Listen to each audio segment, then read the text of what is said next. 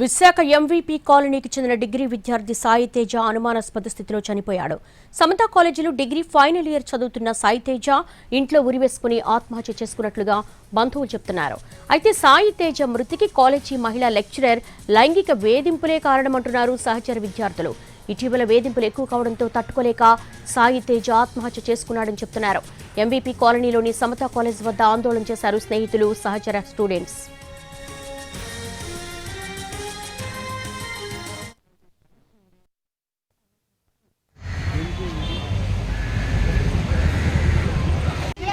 చెప్పాలమ్మా, నాకు చెప్పండి, నేను చేయలేను కదా. మీ పిఆర్ ఫోన్ ఎత్తట్లేదు. పిఆర్ పిల్లలు ఒకసారి లక్షలు వచ్చిన పిల్లలు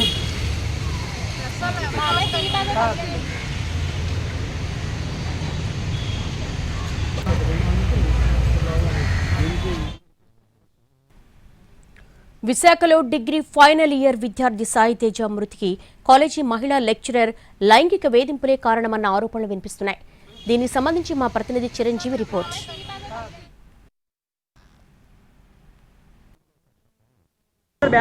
విశాఖలోని ఎంవీపీ పోలీస్ స్టేషన్ పరిధిలో డిగ్రీ చదువుతున్నటువంటి విద్యార్థి అనుమానాస్పదంగా మృతి చెందాడు. అయితే ఈ మృతి పట్ల పలు అనుమానాలు కూడా స్టూడెంట్స్ వ్యక్తం చేస్తున్నారు. ప్రస్తుతానికి విశాఖలోని మెడికోర్ హాస్పిటల్కి ఆ మృతదేహాన్ని తీసుకురావడం జరిగింది. అసలు ఏం జరిగింది ఏంటనేది ప్రస్తుతం అతనితో చదువుతున్నటువంటి విద్యార్థులు ఉన్నారు, వాళ్ళతో మాట్లాడే ప్రయత్నం చేద్దాం. అసలు మీ స్నేహితుడు అవుతారు, క్లాస్మేట్, ఎలా చనిపోయాడు, దేనికోసం చనిపోయాడు, రీజన్ ఏంటి?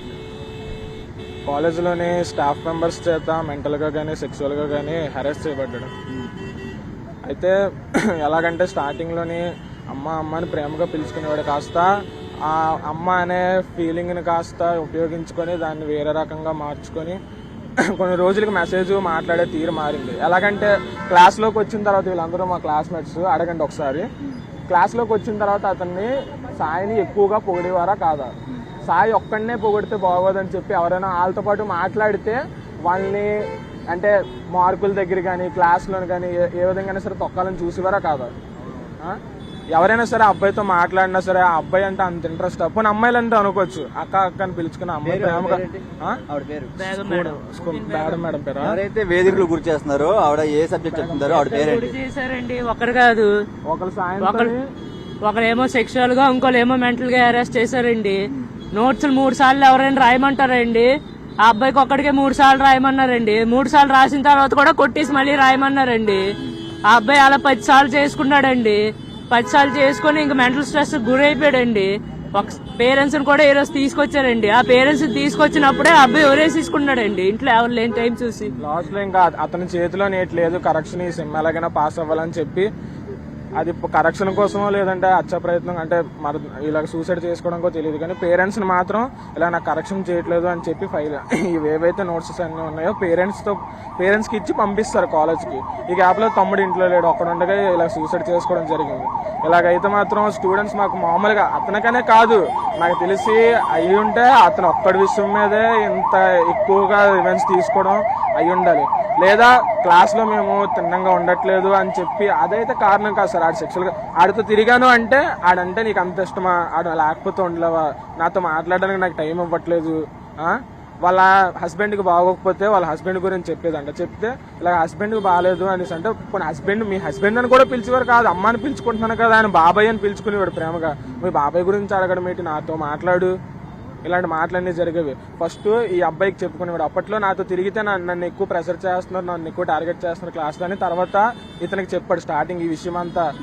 తెలిస్తే మళ్ళీ నాకెక్కడ అది లాస్ అవుతుందో అని చెప్పి ఫస్ట్ నాకు చెప్పలేదు, తర్వాత ఫస్ట్ దీనికి చెప్పాడు. లైంగిక వేధింపులు అంతా కూడా ఎప్పటి నుంచి జరుగుతున్నాయి? ఇప్పుడు అబ్బాయి ఫైనల్ ఇయరా?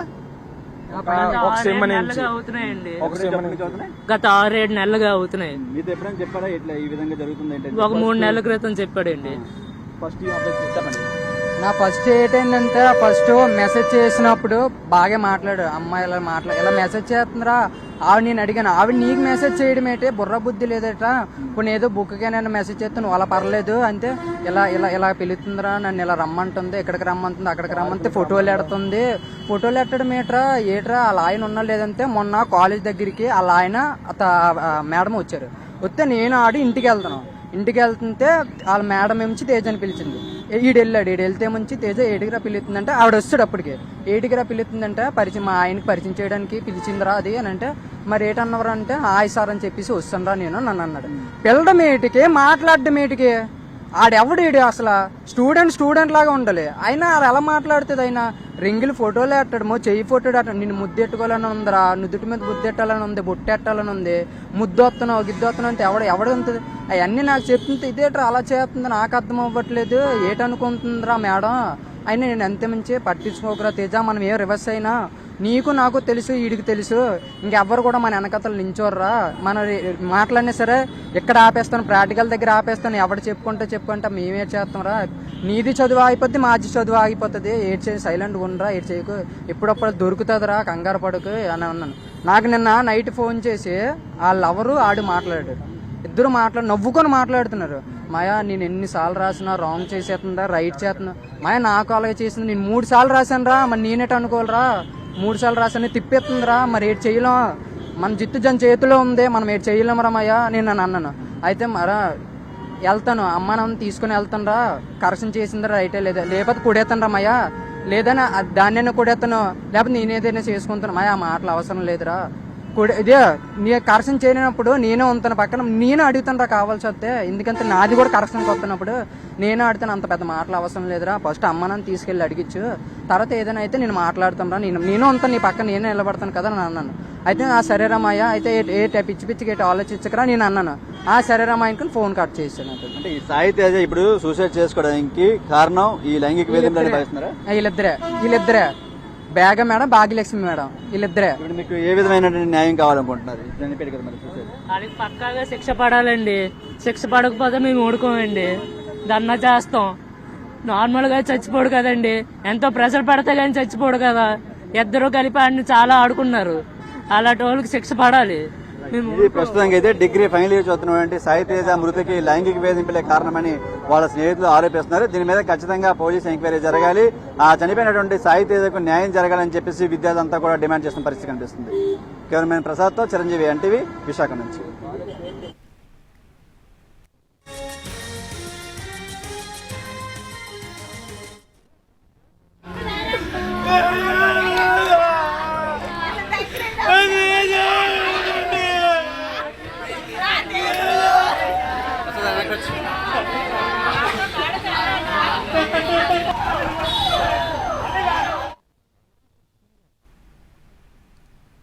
విశాఖ ఎంవీపీ కాలనీకి చెందిన డిగ్రీ స్టూడెంట్ సాయి తేజ అనుమానాస్పద స్థితిలో చనిపోయాడు.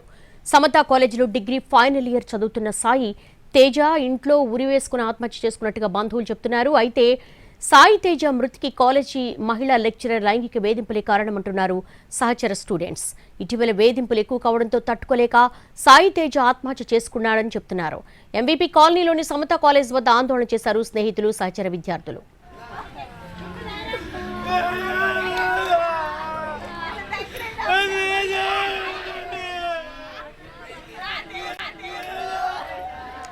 విశాఖ ఎంవీపీ కాలనీకి చెందిన డిగ్రీ విద్యార్థి సాయి తేజ అనుమానాస్పద స్థితిలో చనిపోయాడు. దీనికి సంబంధించి స్పాట్లో మా ప్రతినిధి చిరంజీవి మరిన్ని అప్డేట్స్ అందించడానికి సిద్ధంగా ఉన్నారు. చిరంజీవి, అసలు ఈ ఘటన ఎలా జరిగింది? కాలేజీ యాజమాన్యం ఏమైనా స్పందిస్తోందా?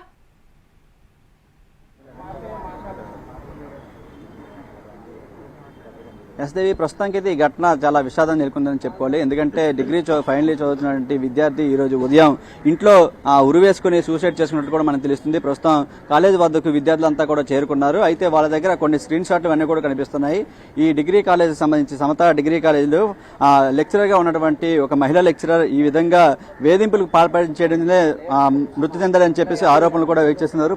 మరోవైపు కాలేజీకి సంబంధించినటువంటి యాజమాన్యం కూడా ఉన్నారు. వీళ్ళంతా కూడా ఇక్కడ చేరుకుని తమకు న్యాయం చేయాలని డిమాండ్ చేస్తున్నటువంటి పరిస్థితి కూడా కనిపిస్తుంది. ఒకసారి వాళ్ళతో కూడా మాట్లాడే ప్రయత్నం చేద్దాం. అసలు దీనికి సంబంధించి వాళ్ళు ఏమంటారు అనేది. సార్ చెప్పండి, దీని మీద ఇప్పుడు స్టూడెంట్స్ ఆరోపణలు చేస్తున్నారు. మీ కాలేజీలో లెక్చరర్గా చేస్తున్నటువంటి ఇద్దరు మహిళా లెక్చరర్లు ఆరోపణలు, లైంగిక వేధింపులు ఇవన్నీ కూడా చేయడం వల్లనే చనిపోయారని చెప్తున్నారు. దీని మీద మీరేం చెప్తారు? సార్, మాకైతే మాత్రం ఇప్పటికొచ్చి ఈవేళే తెలిసింది. మాకు ఇప్పటికొచ్చి అలిగేషన్స్ అయితే మాకు తెలియలేదు. వాళ్ళు కూడా నాకు ఎనీథింగ్ ఇన్ రైటింగ్ ఇస్తే డెఫినెట్గా దాన్ని మేము ఎంక్వైరీ చేసి డెఫినెట్గా మేనేజ్మెంట్ తరఫున we will not spare anybody if they are proved to be correct. వాళ్ళు ఎప్పటి నుంచి అంటే ఇక్కడ లెక్చరర్ గా పనిచేస్తున్నారు? గతంలో వీళ్ళ మీద ఆరోపణలు ఏమైనా ఉన్నాయా ఈ విధంగా లైంగిక వేధింపులు గురి చేయడం విద్యార్థులకి? ఏమీ లేదు, ఇప్పటికొచ్చి ఒక్కటి కూడా లేదు, ఏమీ లేదు.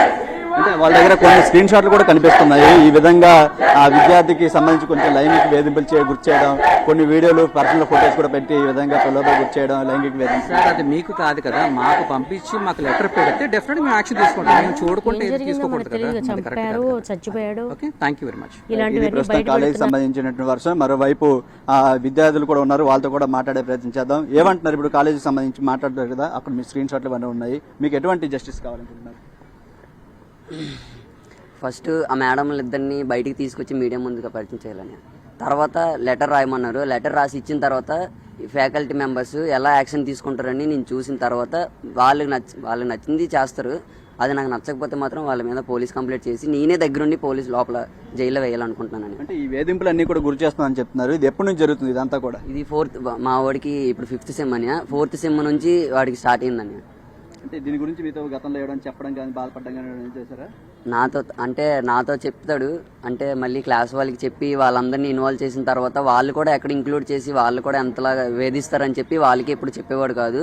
ఇంకా పేరెంట్స్కి చెప్పిన తర్వాత ఇంట్లో కొద్దిగా హార్ష్గా తీసుకుంటారని వాళ్ళు కూడా చెప్పడానికి కొద్దిగా భయపడి నాతోనే కొన్ని చెప్పుకునేవాడు.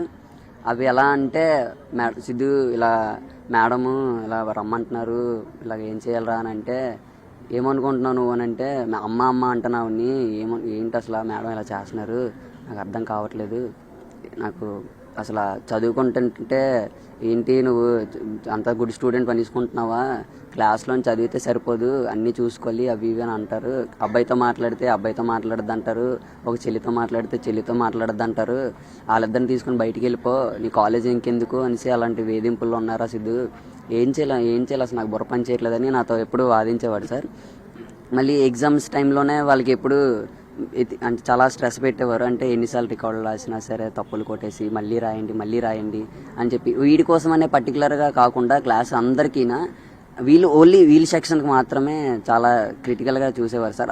ఎంటైర్ కాలేజ్కి లేని సిస్టమ్స్ అన్నీ వీళ్ళ క్లాస్కి మాత్రమే పెట్టేవారు సార్ వీళ్ళకి. అలాంటివన్నీ చాలా చేసి ఆ బేగం మేడం అనేవారు, ఆ స్టాట్ మేడం అనేవారు, ఇద్దరు బాగా అతన్ని చాలా కృంగిగా చేసేసారు. అంటే మీ తమ్ముడు మృతికి వాళ్ళు పెట్టినటువంటి లైంగిక వేధింపులే సార్. అంతేకాక అప్పటికప్పుడు రికార్డులు, అప్పటికప్పుడే అన్ని చదివేయాలి, అప్పటికప్పుడే ఎగ్జామ్లు, అప్పటికప్పుడు ప్రాక్టికల్స్ అని, అప్పటికప్పుడు యాక్షన్ విత్ యాక్షన్స్ సార్. అప్పటికప్పుడు ఇంకా టెస్ట్లని, నోట్స్లని, రికార్డులని అలా చేయడం వల్ల వాడు అంటే ఒక పక్క చదవాలా, ఒక పక్క రాయాలా, ఒక పక్క ఇంకేంటి ప్రాక్టికల్స్ చేయాలా, రికార్డులు సబ్మిట్ చేసేలా, జిరాక్స్లు తీసుకోవాలా అనేసి వేధింపులోకి వెళ్ళిపోయి. సాయి తేజ కాకుండా ఇంకెవరైనా స్టూడెంట్స్ కి ఈ విధంగా గతంలో ఎప్పుడైనా జరిగిందా ఇలాంటి లైంగిక వేధింపు గురి చేయడం? సాయి తేజగా జరిగింది. సాయి తేజ ఇంకా లొంగలేదు అనమాట. యాక్చువల్గా తను చాలా ఫ్రెండ్లీగా ఉంటాడు నాతో కాలేజ్లోనే. ఫ్రెండ్లీగా ఉండడం, మాకు కూడా మాట్లాడాలి, కానీ మాకు డైరెక్ట్గా అనేవారు. డైరెక్ట్గా అంటే నార్మల్గా మేడమ్స్ ఏమైనా కేలిగా చెప్తున్నారేమో అంటే, ఆడితోనే తిరుగుతావు ఇట్రా, ఆడి పెళ్ళ నీకేమైనా పెళ్ళమా అది ఇది అనేసి మాట్లాడడం. అలా మాట్లాడితే మేము ఫ్రెండ్లీగానే తీసుకొని మేడమ్స్ అలాగ అంటారు, ప్రాక్టికల్స్ అవి ఏమైనా చేతులు పెడతారని చెప్పి భయపడి మేము ఏ రోజు మాట్లాడకపోతే ఈ విషయం కూడా నాతో ఫస్ట్ చెప్పలేదు. నాకు ఏది చెప్పి చాలా రోజులు నన్ను కూడా ఇగ్నోర్ చేసి ఇంకో అబ్బాయితో చెప్పుకున్నాడు అంట ఈ విషయం. చెప్పి తర్వాత నాతో మళ్ళీ మాట్లాడడం స్టార్ట్ చేసి ఒక రోజులాగా కలిసినప్పుడు చెప్పాడు, ఇలాగా నాతోనే ఇలా చాలా రకాలుగా అంటున్నారా, నాకు ఇలా పార్కులకు రమ్మంటున్నారు, కాలేజ్లో ఉన్నప్పుడు నేను చూడాలని ఉంది, నేను ముద్దు పెట్టుకోవాలని ఉంది, ఇలాంటి మాటలు మాట్లాడుతున్నారు. నేను అమ్మ అనుకున్న తర్వాత, అమ్మ అని పిలిచిన తర్వాత, అది కూడా ఎలాగంటే ఫస్ట్ మీరు చాలా డీసెంట్గా ఉన్నారని చెప్పి అక్కడ మా క్లాస్ మెంబర్స్ అందరు కూడా ఉన్నారు, వాళ్ళని కూడా ఒకసారి రిఫరెన్స్ తీసుకోండి. అంటే ఎలాగంటే ఒక హైప్ చేయడం, ఆ అబ్బాయిని ఎక్కువగా హైప్ చేసి, ఈ అబ్బాయి ఇంత మంచోడు, అంత మంచోడు అని తెలిసిన ఆవిడే ఇంకొక క్లాస్ వాళ్ళకి అబ్బాయి మంచివాడు కాదు, అమ్మాయిని ఇలాగా వేరుగా చూస్తాడని చెప్పి ఎందుకు స్ప్రెడ్ చేయడం, వేరే వాళ్ళకి చెప్పేవారంట. ఇలాగ మీరు ఆ అమ్మాయి ఇంకా ప్రస్తుతం రాలేదు ఇక్కడికి. స్టడీస్ లో వెన్నిట్లో కూడా సాయి తేజ ఎలా ఉండేవాడు? మొత్తం స్టడీస్ లోనే క్లాస్లోనే టాప్ ఉండేవాడు, ఎప్పుడున్నా టాపర్స్ తో కూడా పోటీ పడుతూ ఎప్పుడు ఉండేవారు. అంటే లైంగిక వేధింపులకి గత 2 సెమిస్టర్ల దగ్గర నుంచి వేధింపులు చేస్తున్నారు. ఎలాంటి వేధింపులు అంటే బయటికి ఎక్కడైనా రమ్మని చెప్పడం కానీ ఇలాంటివి ఏం చేసేవాళ్ళ? బయటికి రమ్మని చెప్పడం కానీ, లేదంటే అంటే ఫొటోస్ పెట్టడం, మీకు మా అబ్బాయి ఒకసారి వీడియో చూపిస్తాడు. అంటే మిమ్మల్ని నిన్ను ముట్టుకోవాలని ఉంది కానీ అవ్వట్లేదు అని చెప్పి గోడ మీద ఆ అబ్బాయి పేరు సాయి తేజ అయితే తేజ అని ముద్దుగా ఆ పేరు గోడ మీద రాసి ఆ పేరును ముట్టుకున్న వీడియో తీసి ఆ సాయి తేజకి ఫోన్కి పెట్టడం అది మా ఫ్రెండ్ చూపిస్తాడు. రాజా రైట్, ఇది ప్రస్తుతానికి అయితే వీళ్ళు స్టూడెంట్స్ కూడా దానికి సంబంధించినటువంటి చాటింగ్ అంతా కూడా మృతుడు సాహిత్య సంబంధించి మృతుడు ఆ మొబైల్ అన్ని కూడా ఉన్నాయి. అందులో క్లియర్ గా చాట్ కూడా ఉంది. అంటే కొంచెం పర్సనల్ గా ఈ విధంగా మాట్లాడడం అన్ని కూడా చేయడంతో ప్రస్తుతం ఇవన్నీ కూడా ఈ అవమానం అంతా కూడా ఈ లైంగిక వేధింపులు అన్ని కూడా భరించలేక ఈ విధంగా చూస్తున్నాం. కాలేజ్ ఏదైతే బ్లాక్ బోర్డు మీద ఈ విధంగా అతని పేరు రాసి అతను చూస్తున్నాం, అతనితో ఆ పేరు రాసి దాన్ని టచ్ చేయడం, ఈ విధంగా ఫోన్ చేసి ఇవన్నీ కూడా వన్స్ లో వాట్సాప్ లో అంటే మళ్ళీ బయట నార్మల్ గా పెడితే ఎక్కడ బయటపడుతుందని చెప్పి ఈ విధంగా వన్స్ లో పెట్టడం, దీనికి సంబంధించిన చాటింగ్ అంతా కూడా ప్రస్తుతం వీళ్ళు బంధువుల దగ్గర ఫ్రెండ్స్ దగ్గర ఇవన్నీ కూడా ఉన్నాయి. అయితే ఈ ఘటనకు సంబంధించి ఇప్పటికే ఒక గౌరవప్రదమైనటువంటి వృత్తిలో ఉండి ఒక తల్లిగా భావించే ఒక లెక్చరర్ ఈ విధంగా ఒక విద్యార్థిని ఈ విధంగా లైంగిక వేధింపులు గురి చేయడం ప్రస్తుతం అయితే ఇది కలకలం రేపుతుంది. దీని మీద సరైన విచారణ జరిపి ఎవరైతే లైంగిక వేధింపులకు పాల్పడ్డారో ఆ ఇద్దరు లెక్చరర్ కి సంబంధించి మానసికంగా వేధించినటువంటి మరో లెక్చరర్ వీళ్ళిద్దరిని కూడా కఠినంగా శిక్షించాలని చెప్పేసి వీళ్ళు ప్రధానంగా డిమాండ్ చేస్తున్నారు. ఇప్పటికే మృతదేహాన్ని విశాఖ కేజీహెచ్ తరలించడం జరిగింది. దీని మీద మరోవైపు ఎవరైతే చనిపోయినటువంటి సాయి తేజ బంధువులతో పాటు స్టూడెంట్స్ కూడా పెద్ద ఎత్తున ఇక్కడ చేరుకుని ఆందోళన చేస్తున్నారు. తమకు ఖచ్చితంగా న్యాయం చేయాలి, లైంగిక వేధింపులకు పాల్పడినటువంటి ఆ లెక్చరర్ను కఠినంగా శిక్షించాలని చెప్పి వీళ్ళంతా కూడా డిమాండ్ చేస్తున్నారు. చూసుకోవచ్చు ఈ రోజు ఉదయం జరిగినటువంటి ఘటనకు సంబంధించి ఈ రోజు ఎంవీపీ పోలీస్ స్టేషన్ లిమిట్స్ లో జరిగినటువంటి ఘటన ప్రస్తుతం అయితే విశాఖలో కలకలం రేపుతుంది. హాస్పిటల్ దగ్గరకు కూడా భారీ ఎత్తున విద్యార్థులు బంధువులంతా కూడా చేరుకొని చాలా ఆందోళన కూడా చేపట్టబడింది. ఎందుకంటే ఒక గౌరవప్రదమైనటువంటి వృత్తిలో ఉండి ఇటువంటి వేధింపులకు ఎవరికి చెప్పుకోలేక అతని మనోవేదనకు గురై ఈ విధంగా సూసైడ్ చేసుకున్నాడు. దీనికి కారణమైనటువంటి వాళ్ళని ఖచ్చితంగా శిక్షించాలి, వాళ్ళని శిక్షించాలని చెప్పేసి వీళ్ళంతా కూడా ప్రధానంగా డిమాండ్ చేస్తున్న పరిస్థితి కనిపిస్తుంది. All right Chiranjeevi.